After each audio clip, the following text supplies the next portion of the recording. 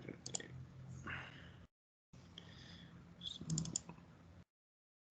Bueno, vamos a ver. Creo que estábamos acá, ¿verdad? Definiendo las cantidades cinemáticas. Bien, entonces habíamos llegado a la definición de velocidad y aceleración en el movimiento de rotación. Para la velocidad dijimos de que íbamos a utilizar este símbolo, ¿verdad? Omega. Y para la aceleración angular, el símbolo alfa.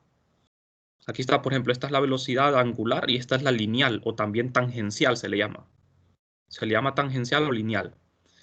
Y esta es la aceleración translacional o lineal y esta es la aceleración angular. Bueno, entonces ustedes tienen que saber identificar bien, ¿verdad? Estas cantidades, su nombre y la relación que existe entre ellas. Bien, para la rotación angular, la rotación quiero decir, nosotros podemos siempre expresar la velocidad y la aceleración en términos de derivadas. Por ejemplo, la aceleración angular se puede escribir como la derivada de la velocidad angular con respecto al tiempo. De aquí nosotros podemos obtener las ecuaciones de cinemática de esta ecuación. Entonces, si nosotros agarramos esta ecuación, es una ecuación diferencial, ¿verdad? La podemos separar, despejar para el diferencial de d de omega y escribirla así, de esta forma, ¿verdad? Entonces, ¿qué pasa si yo integro esta ecuación? Recuerden que ustedes todavía no han llevado ecuaciones diferenciales, ¿verdad? Pero no hace falta, no hace falta aquí. Aquí lo que se hace es resolver esta ecuación integrando. Se integra ambos lados de la ecuación. En el lado izquierdo, integramos desde una velocidad inicial hasta una velocidad final. Esta velocidad inicial corresponde al tiempo t igual a 0. Y la velocidad final corresponde a un tiempo t final. O sea que integramos en el lado izquierdo desde la velocidad inicial hasta la velocidad final y en el lado derecho desde un tiempo inicial hasta un tiempo final. Entonces, estas integrales son fáciles de resolver. Esta integral es d de omega, simplemente omega, evaluado en los límites me queda omega final menos omega inicial. Y acá en el lado derecho, al resolver esta integral, alfa se toma como constante. De manera que la solución de esta integral es t, porque es d de t, es t. Evaluado de 0 a t, es simplemente t. Son integrales definidas. Entonces, con esta simple ecuación obtuvimos una ecuación de cinemática rotacional. Esta ecuación de cinemática rotacional es idéntica a la ecuación de cinemática translacional. Lo que pasa es que aquí en vez de velocidad lineal aparece velocidad angular. Velocidad final igual a velocidad inicial más aceleración por tiempo.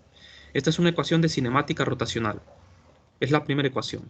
Bien, podemos obtener otra ecuación de cinemática.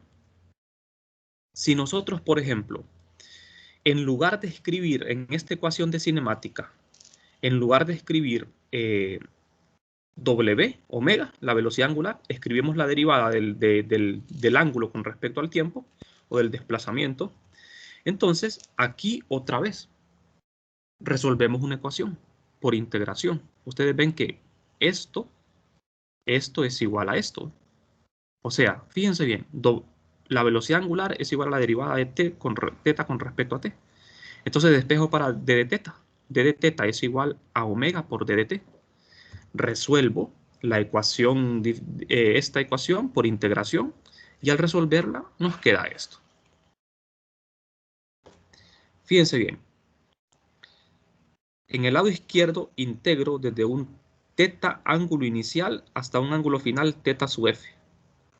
En el lado derecho integramos desde un tiempo inicial igual a 0. Siempre los tiempos iniciales se toman en t igual a 0. O sea, en t igual a 0 la velocidad inicial, quiero decir, la posición inicial es la teta sub i hasta un tiempo final. Ahora, este omega que está aquí, ¿de dónde sale? Vamos a ver. Aquí fíjense bien. La velocidad angular fue sustituida por esto, porque esta se toma como una velocidad final. Entonces, como la velocidad final es esto, teta inicial más alfa por t. Entonces, al sustituir esto aquí, me queda esto. Ahora se integra, pero fíjense bien, aquí en el integrando, la variable de integración es t, el tiempo. Este W inicial se toma como una constante. Alfa es una constante, la variable es el tiempo. Entonces, al integrar, en el lado izquierdo la integral es fácil, es simplemente teta. Evaluado de un teta final a un teta inicial. Y aquí ya la ecuación ya está simplificada, ya está escrita de una manera estándar. Al resolver esta integral me queda W inicial por T. Y acá alfa por T al cuadrado entre 2, ¿verdad? Evaluado de T igual a 0 a T igual a T. Entonces, esta es la otra ecuación de cinemática rotacional. Ustedes ven que también es la misma ecuación de cinemática traslacional. En vez de X aparece un teta, en vez de velocidad omega y en vez de aceleración lineal aparece alfa. Ese es el cambio. Pero la forma de las ecuaciones es la misma. Entonces, de manera similar, las otras ecuaciones de cinemática van a ser las mismas. Solo que fíjense bien, en vez de velocidad lineal aparece W final al cuadrado igual a velocidad inicial al cuadrado más 2 veces alfa por teta final menos teta inicial. Y también la otra ecuación de cinemática es la posición final igual a la posición inicial más un medio de la suma de las velocidades por t. Todas estas ecuaciones de cinemática son válidas cuando la aceleración es constante, pero la aceleración angular, alfa, solo cuando alfa sea constante, esto es válido. ¿De acuerdo? Entonces aquí tenemos una relación. Aquí tenemos ya las cantidades ya relacionadas con la traslación. Entonces, las ecuaciones de cinemática para movimiento rotacional y traslacional bajo aceleración constante. Aquí en el lado izquierdo tenemos para rotación y aquí en el lado derecho traslación. Estas ecuaciones se pueden usar tanto en una como 2 o 3 dimensiones. Lo más fácil es usarlo en una dimensión, ¿verdad? En una dimensión. Porque en 2 dimensiones ya tendríamos que considerar ángulos, o sea, el vuelo de proyectiles, ¿verdad? En traslación. Y en rotación, generalmente vamos a trabajar esto en 2 dimensiones, ¿verdad? Bueno, entonces, vamos a ver. Fíjense bien, la primera ecuación es una ecuación lineal de la velocidad en función del tiempo. La segunda ecuación, que es la más importante, la que más se utiliza, la segunda es una ecuación de la posición en función del tiempo. Es una ecuación cuadrática. La tercera es una relación entre velocidades, aceleración y posición. La tercera ecuación es importante porque no aparece el tiempo. O sea que si ustedes en un problema no tienen el tiempo, no quieren trabajar el tiempo, entonces pueden usar esta ecuación. La última también es una ecuación importante porque no aparece la aceleración. De manera que si yo no conozco la aceleración, esta ecuación me facilita las cosas, ¿verdad? Bueno, entonces estas son las ecuaciones de cinemática para rotación y para traslación. Bueno, entonces voy a compartir otra presentación porque vamos a pasar siempre en el mismo capítulo, en el capítulo 9. Vamos a pasar ahora a la parte de la energía y momentos de inercia. Vamos a hacer cálculos de momentos de inercia de cuerpos rígidos. Entonces, fíjense bien, como estamos estudiando rotación, estamos estudiando la rotación de cuerpos rígidos, tenemos que considerar una cantidad equivalente a la inercia en el movimiento de traslación. Esa cantidad se llama momento de inercia. Bien, entonces, vamos a definir lo que es el momento de inercia. El momento de inercia es la versión rotacional de la masa. O sea, el momento de inercia, fíjense bien, es el análogo en traslación de lo que es la masa inercial. Acuérdense ustedes cuando usábamos las leyes de Newton en el movimiento de traslación, que considerábamos partículas, nosotros decíamos de que la inercia era una propiedad de un cuerpo para permanecer en reposo o conservar su estado de movimiento. O sea, si un objeto está en reposo, quiere seguir en reposo. Si un objeto está en movimiento con velocidad constante, quiere seguir en ese estado. Entonces la inercia es una tendencia a oponerse al cambio. Eso es en traslación. Pero en rotación ya no se usa el concepto de inercia. Se usa el concepto de momento de inercia. O sea, el momento de inercia es el análogo, ¿verdad?, en traslación de lo que es la inercia simplemente. Entonces, el momento de inercia mide lo que es la resistencia que tiene un objeto al cambio en el movimiento de rotación. Vamos a ver, ya con esto ya tenemos más clara la idea. La masa en traslación, la masa se opone al cambio en el movimiento. Entre más masa tenga un objeto, más les va a costar a ustedes moverlo, ¿verdad? Por ejemplo, si usted quiere mover una mesa del suelo, entre más masa tenga la mesa, más le va a costar moverlo. Entonces, en el caso de rotación, entre más momento de inercia tenga un objeto, más le va a costar hacer rotar el objeto. Fíjense bien la gráfica. Entre más momento de inercia tenga un objeto, más nos va a costar girarlo. Bien, entonces, el momento de inercia va a depender de dónde esté, depende de dónde esté localizada, ¿verdad? Cómo esté localizada la masa y el eje de rotación. O sea, cuando hablamos de momento de inercia, el momento de inercia va a depender de dónde coloquemos el eje de rotación y de cómo esté distribuida la masa en el espacio, ¿de acuerdo? Entonces el momento de inercia también es un escalar, es una cantidad escalar igual que la masa, ¿verdad? Es escalar. Las unidades del momento de inercia son kilogramos por metro cuadrado. Estas unidades no se pueden reducir a más, siempre se escriben como kilogramos por metro cuadrado. Ahora bien, ¿cómo se define el momento de inercia? Fíjense que en esta presentación aquí hay un paso que no se incluyó, muy importante, yo se lo voy a hacer llegar ahí por el chat para que ustedes vean de dónde sale este término, que es muy importante. El momento de inercia para una sola partícula se define como la masa de la partícula multiplicada por la distancia al cuadrado con respecto al eje de rotación. O sea, siempre que nosotros hablamos de rotación, tenemos que tener un eje de rotación, un eje. Ese eje generalmente es el eje Z.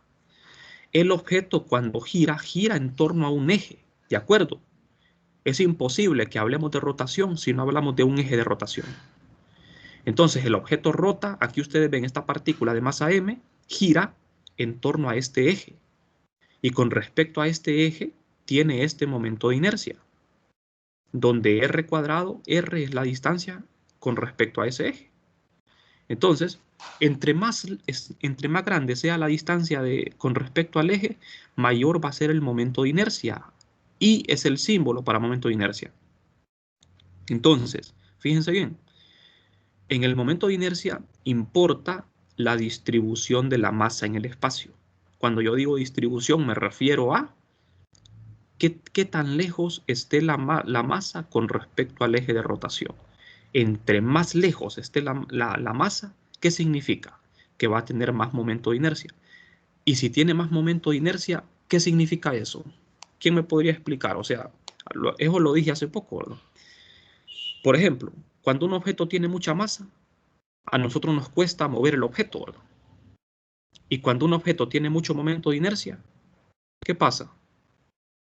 Es difícil rotarlo. Es difícil hacerlo girar, ¿verdad? O rotarlo. Es difícil. Entonces, ahí es donde está la analogía, ¿verdad? De traslación y rotación. En traslación tenemos el concepto de inercia y en rotación tenemos el concepto de momento de inercia. ¿De acuerdo? Entonces es muy importante saber distinguir eso, ¿verdad? Bueno, entonces, claro, ¿verdad? Si ustedes quieren, por ejemplo, hacer girar este objeto con facilidad, tienen que acercarlo al eje de rotación. Eso lo pueden ver ustedes, por ejemplo, todo mundo.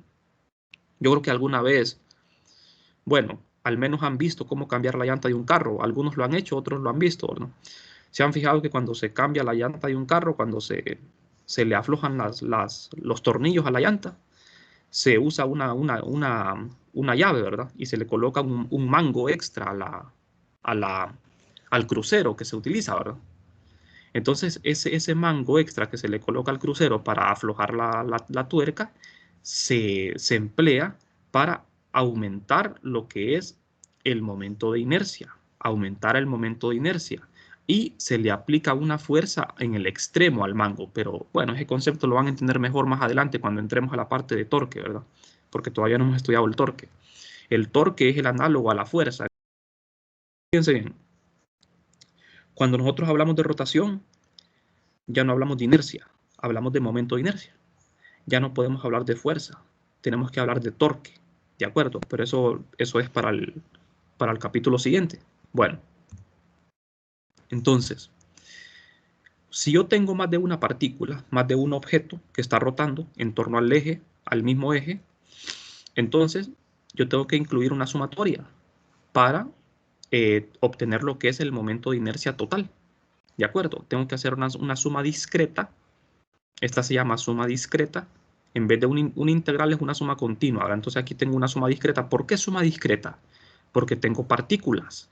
Si tuviera masa continua, por ejemplo, una barra, un cilindro, una esfera, entonces ya no puedo usar suma discreta, tengo que usar una integral. Entonces aquí, como yo tengo partículas puntuales, usamos esta sumatoria discreta para incluir todas las masas. Fíjense bien, algo importante, jóvenes, que tienen que tomar en cuenta acá es que nosotros estamos estudiando objetos rígidos. Estas tres partículas serán un objeto rígido, ¿sí o no? ¿Qué dijimos de que era un objeto rígido?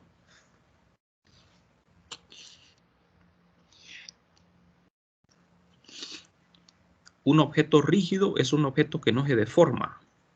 No importa si está formado por partículas o es de masa continua. Por ejemplo, una esfera sólida, una esfera de metal, es un objeto rígido porque no se deforma. Una barra de metal es un objeto rígido porque tampoco se deforma. ¿De acuerdo? Pero esos objetos son de masa continua. ¿Qué pasa con estos objetos acá? Fíjense bien, estas tres partículas no son de masa continua, son partículas, puntos. Pero las tres partículas juntas forman un objeto rígido. ¿Sí o no? ¿Están de acuerdo con eso? Forman un objeto rígido. Porque se supone que estas tres partículas permanecen fijas, o sea, las distancias entre ellas no cambian. Y esa es la definición de un objeto rígido. Un objeto rígido está formado por muchas partículas y esas partículas permanecen fijas entre ellas, o sea, las distancias entre ellas se mantienen fijas. Lo que pasa es que las tres partículas pueden girar en torno al eje, pero la separación entre ellas tiene que mantenerse fija. A lo que me refiero es que así como ustedes ponen la configuración inicial, así tiene que permanecer. ¿De acuerdo? Así tiene que permanecer, porque de lo contrario ya no sería un objeto rígido. No sé si les quedó clara la explicación. Por ejemplo, han visto ustedes los enjambres de abejas, ¿verdad?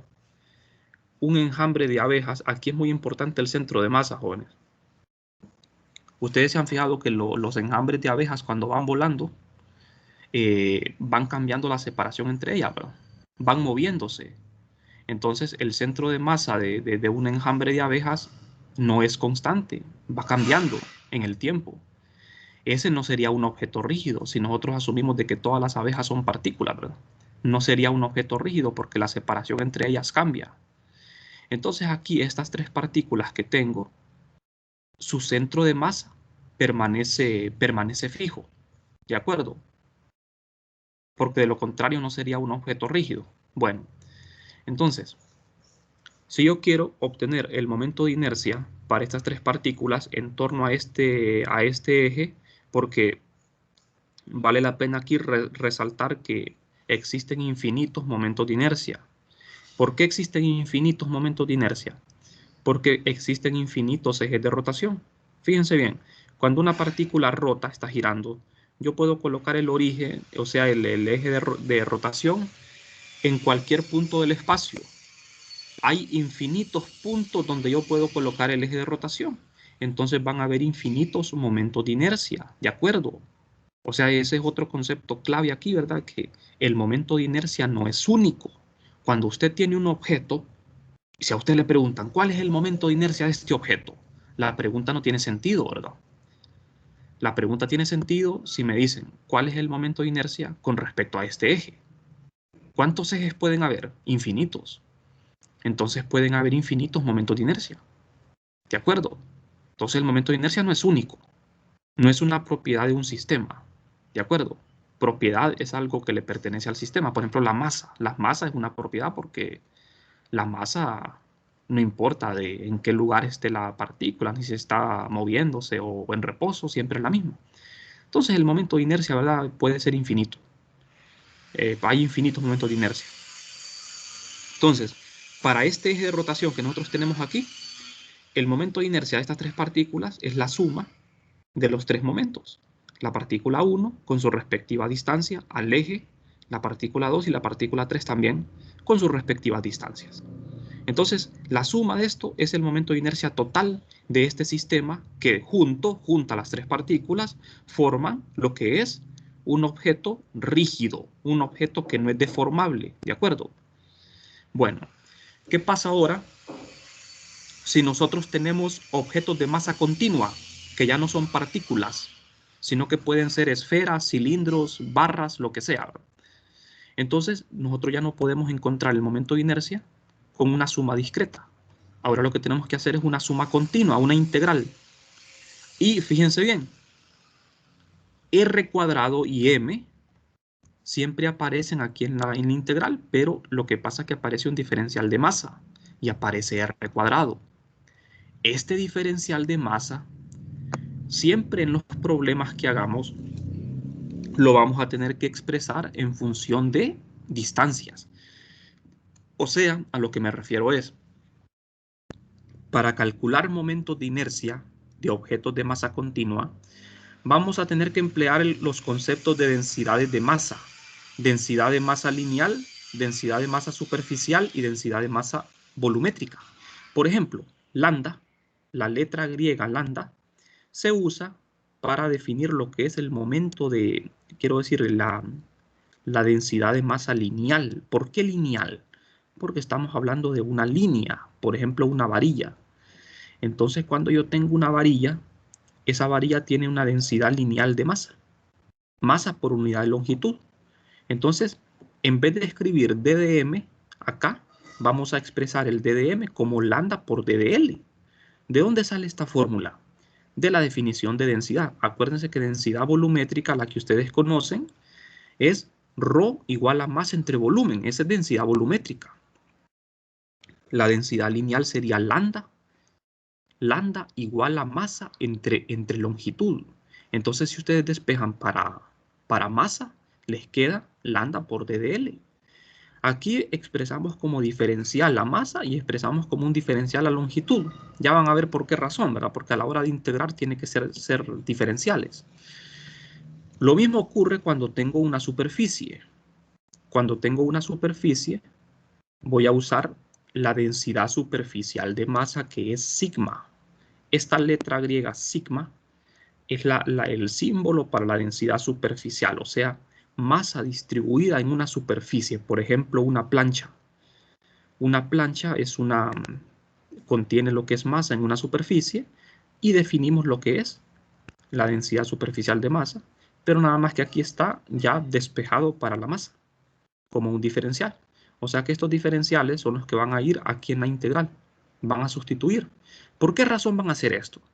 Porque fíjense bien, cuando uno va a encontrar un momento de inercia, lo que importa es masa en el espacio, cómo está distribuida la masa en el espacio. Entonces, por esa razón yo necesito hacer una integración en el espacio. ¿De acuerdo? Voy a integrar en el espacio, ya sea una línea, una superficie o un volumen. Entonces, al sustituir estos diferenciales aquí en la integral, yo voy a, por ejemplo, si es una línea, vamos a integrar en una dimensión. Va a ser una integral de una sola variable. Si integramos en una superficie, va a ser una integral doble, una integral en dos variables. Si integramos en el espacio de tres dimensiones, va a ser una integral triple, tres variables.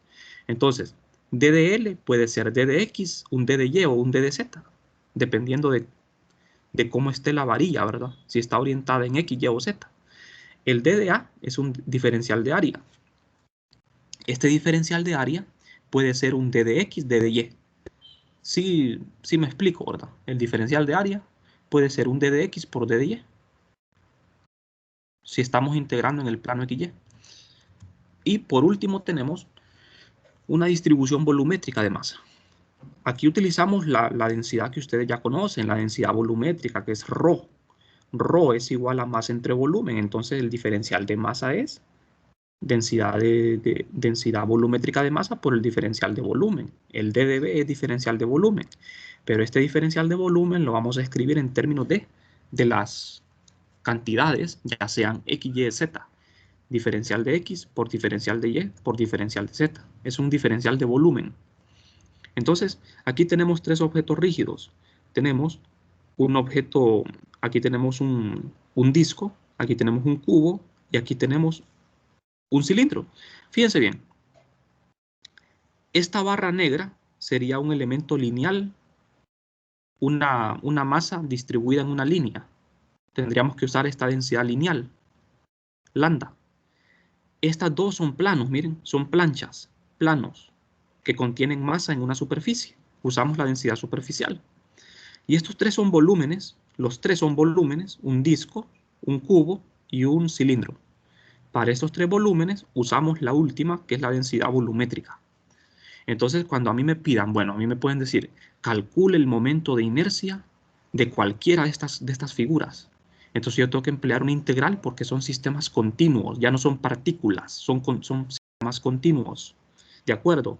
Entonces hago uso de la integral para encontrar el momento de inercia. Pero, pero ¿qué me tienen que decir a mí cuando me pidan un momento de inercia? ¿Qué me tienen que decir?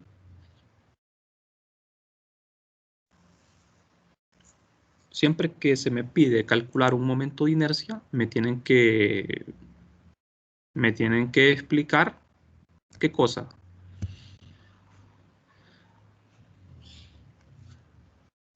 Si es continuo.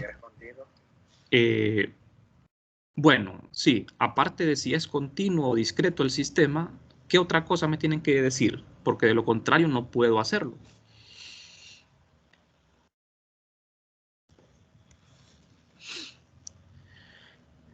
Para hacer el cálculo me tienen que decir en torno a qué eje voy a calcular el momento de inercia. Fíjense bien, a mí no me pueden decir, bueno, calcúleme el momento de inercia de este objeto, porque no lo puedo hacer. Me tiene que decir, bueno, con respecto a qué eje. A un eje que pasa por el centro de masa, puede ser un eje que pasa que está fuera, ¿verdad? O sea, puede ser un eje de rotación que esté fuera del objeto incluso. O sea que calcular momentos de inercia, recuerden que hay infinitos momentos de inercia para cada objeto, hay infinitos, porque hay infinitos ejes de rotación.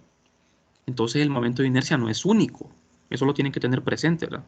No existe un solo momento de inercia para un objeto. Hay cantidades que son propiedades de un sistema, por ejemplo la masa. La masa de un sistema es la misma independientemente del estado del sistema, ¿de acuerdo? O independiente de dónde usted la mida, es independiente. Pero el momento de inercia sí depende de dónde se mida, desde qué eje de coordenadas se mida. Bueno, aquí tenemos, jóvenes, una tabla. Esta tabla la pueden ver en el libro también. Estos momentos de inercia que aparecen acá, nosotros los vamos a utilizar de aquí en adelante, en todos los cálculos. Son momentos de inercia de sólidos rígidos, de sistemas continuos. Estos momentos de inercia ya nos lo dan como fórmulas. Pero estos momentos de inercia, ¿cómo se obtuvieron? Se obtuvieron integrando. Mediante esta integral pudieron llegar a estos momentos de inercia. Fíjense que todos estos objetos poseen una geometría regular. O sea, son sistemas con una simetría. Este es un cilindro hueco. Este es un cilindro también hueco, pero con un radio interno y uno externo. Este es un cilindro sólido. Este es una plancha que posee densidad superficial. Esta es una placa rectangular o una plancha. Esta es una línea o una barra. Esta también es una barra. Esta es una esfera rellena y una esfera hueca. Fíjense bien acá. En este caso del cascarón cilíndrico, aquí se emplea lo que es la densidad superficial. Aquí tenemos un cilindro hueco, aquí se emplea densidad volumétrica. Este es un cilindro sólido, densidad volumétrica. Esta es una plancha, densidad superficial. Estas son barras, densidad lineal. Esta es una esfera sólida, densidad volumétrica. Esta es una esfera hueca, aquí se emplea densidad superficial, porque aquí la masa está en la superficie de la esfera. Ahora bien, fíjense que se especifica en cada figura el eje de rotación. En el caso de los 3 cilindros, el eje de rotación pasa por su centro de masa. Aquí tienen que tener claro ustedes la idea de centro de masa. Fíjense bien, al I representa momento de inercia.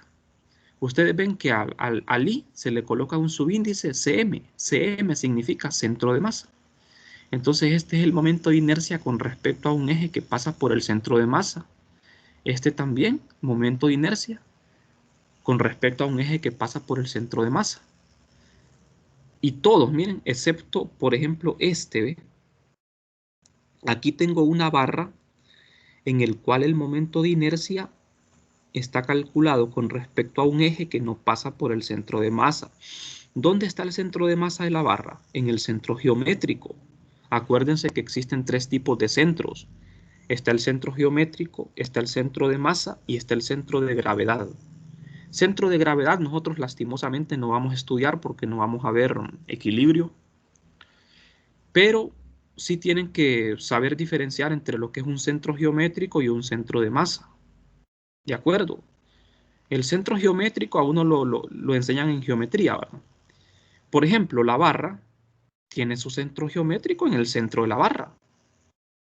¿Y por qué sabemos de que el centro de masa está en el centro geométrico? Vamos a ver. Por ejemplo, para esta barra, ¿por qué sé que el centro geométrico y el centro de la masa coinciden?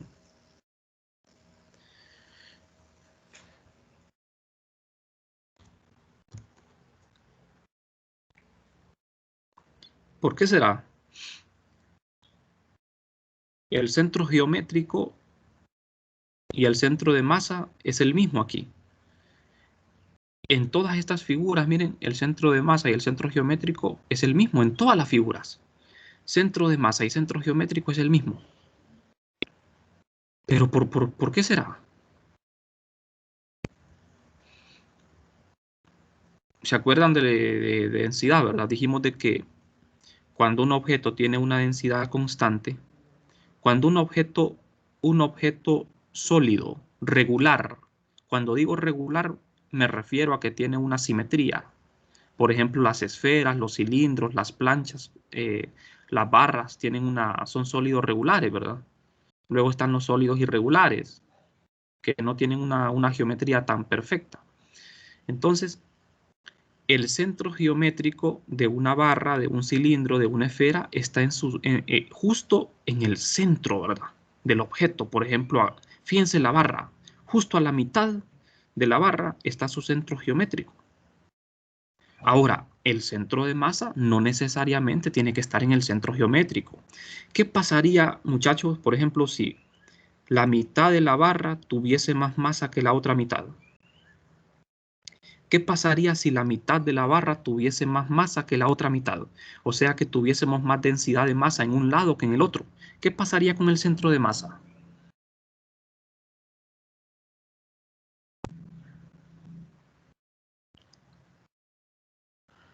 Habría un desbalance. Sí, ¿verdad? El centro de masa y el centro geométrico no estarían en el mismo punto. El centro de masa siempre se va a localizar en donde haya más masa. Entonces, acuérdense que centro geométrico y centro de masa no es lo mismo. El centro geométrico es independiente de si el objeto tiene más masa en un lado o en otro. Por ejemplo, si a esta barra yo le pongo más masa en el lado izquierdo que en el derecho, el centro geométrico siempre va a ser el mismo. ¿De acuerdo? Pero el centro de masa no. El centro de masa ya no va a estar en el centro geométrico. Para que el centro de masa y centro geométrico estén en el mismo lugar, tiene que ser un objeto de masa continua, o sea, quiero decir, un objeto con densidad constante. Densidad constante se refiere a que la masa está igualmente distribuida en todo el espacio. ¿De acuerdo? Entonces estos objetos tienen densidad de masa constante, ya sea superficial, volumétrica o lineal. Lo mismo pasa con la esfera, miren.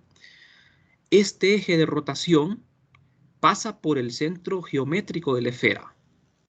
Y el centro de masa coincide con el centro geométrico porque la esfera es de densidad constante. ¿De acuerdo? Este eje de rotación, fíjense, para calcular un momento de inercia, el objeto no necesita estar girando.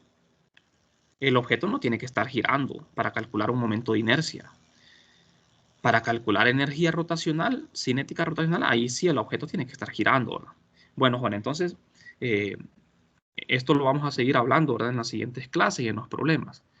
Este teorema de los ejes paralelos es muy importante para calcular momentos de inercia cuando el eje de rotación no pasa por el centro de masa. Fíjense bien, de todos estos objetos que yo tengo aquí, tengo 8 objetos. El único eje que no está en el centro de masa es el de esta barra. Esta barra tiene un eje que está en el extremo. Entonces, en estos casos es donde se utiliza el teorema de los ejes paralelos, cuando un eje no pasa por el centro de masa. ¿De acuerdo? Entonces, este teorema, que es muy importante, nos va a ser útil en esos casos. Pero siempre tenemos que conocer el centro de masa del objeto. ¿De acuerdo? Ese es el requisito. Entonces, la idea es esta. Yo tengo un objeto de masa continua de forma irregular. Fíjense que la forma de este objeto es irregular, miren. Irregular porque no se sabe. No se sabe si esto es un cilindro, una esfera, una plancha. No tiene un nombre específico. Por eso decimos que es un objeto de masa irregular. Todos estos objetos que están aquí son objetos de geometría regulares. Tienen un nombre. Pero este objeto tiene una geometría irregular. No tiene un nombre en específico. Entonces, queremos calcular el momento de inercia de este objeto en torno a un eje que no pasa por el centro de masa. El centro de masa de este objeto está aquí, ¿ve? En este punto, por donde pasa este eje. Este eje que ustedes ven punteado pasa por el centro de masa, por eso le ponemos I, centro de masa. Pero a una distancia D de este eje hay otro eje, pero este eje no está en el centro de masa. Este eje puede estar en cualquier parte del espacio, en infinitas partes. Pero, ¿cuál es el requisito para utilizar el teorema? De que este eje sea paralelo al eje que pasa por el centro de masa. ¿Estamos de acuerdo, verdad? Los dos ejes tienen que ser paralelos, como lo dice el título aquí. Teorema de ejes paralelos. Los dos ejes tienen que ser paralelos. Uno de ellos tiene que pasar por el centro de masa y el otro no. ¿De acuerdo?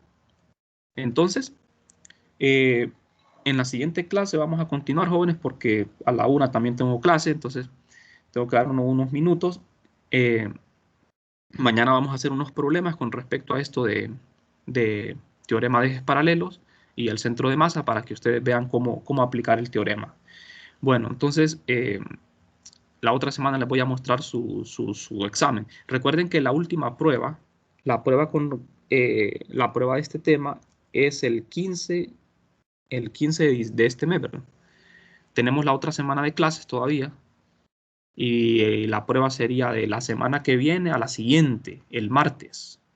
O sea que vamos a tener la siguiente semana y el lunes de la siguiente semana. Vamos a tener un poco más de tiempo para hablar de esto, ¿verdad? Bueno, entonces nos vamos a quedar por aquí el día de hoy y mañana continuamos. Bien. Buenas tardes. Buenas tardes. Que pasen una feliz tarde, bueno. Feliz tarde.